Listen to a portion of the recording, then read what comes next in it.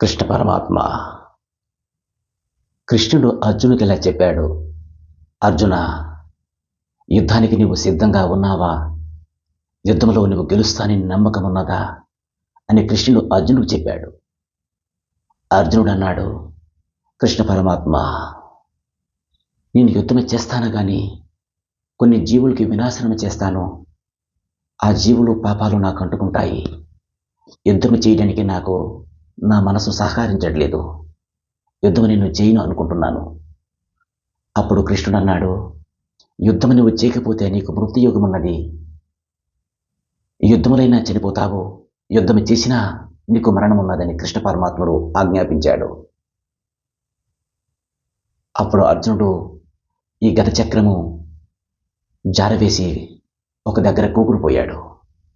ఎలా చేస్తానో, భగవంతుడా నన్ను ఈ ఆలోచన నాకు ఇస్తావు పరమేశ్వరా అని దైవానికి ప్రార్థించాడు.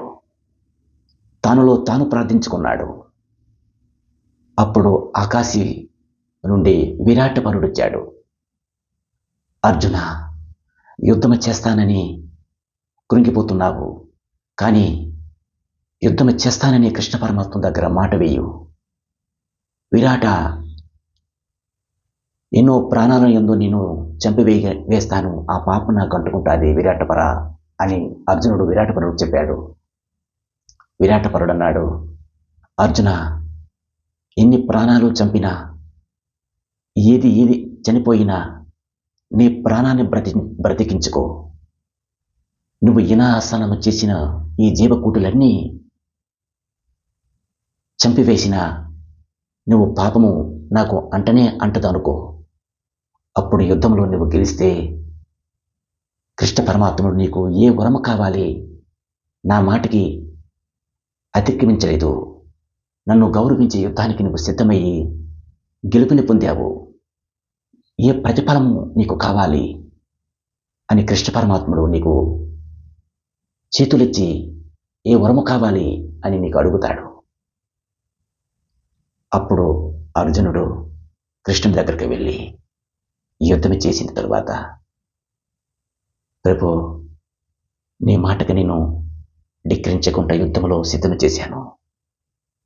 అతని పాదాల మీద ప్రార్థించాడు. అర్జున, ఏ వరము కావాలి నీకు? ఏ వరము కావాలంటే ఆ వరము నీకు కావలసింది నువ్వు కోరుకొని చెప్పాడు. కృష్ణ పరమాత్మ, ఈ ప్రపంచంలో ఏది వినాశనం చేశానో ఆ వినాశనం చేసేదంతా నాకు తిరిగి కావాలి కృష్ణ పరమాత్మని అర్జునుడు ఉపదేశించాడు. శబాస్ కృష్ణ పరమాత్ముడు, ప్రతి ఫలము నీకు ఇస్తున్నాను. ఈ ప్రపంచంలో గడ్డిపోసంత నష్టం చేసినా అది నీకు తిరిగి ఇవ్వగలను అని కృష్ణ పరమాత్మ అర్జునుడికి సంకల్పమిచ్చాడు. అటువంటి భావన మనము తెలుసుకోవలసిన విషయము. ఏ ఫలమున మన దగ్గర లేదు, ఏది మనకి కావాలి, ఏది మనకు అవసరమో పరమాత్మల ద్వారాగా మనము సంపాదించుకోగలము. పరమాత్మ దగ్గర ఆ వస్తువు మన దగ్గరికి వస్తుంది.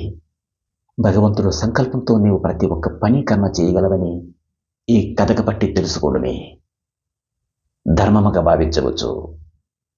కృష్ణ పరమాత్మ, మీ పరమానంద స్వామి.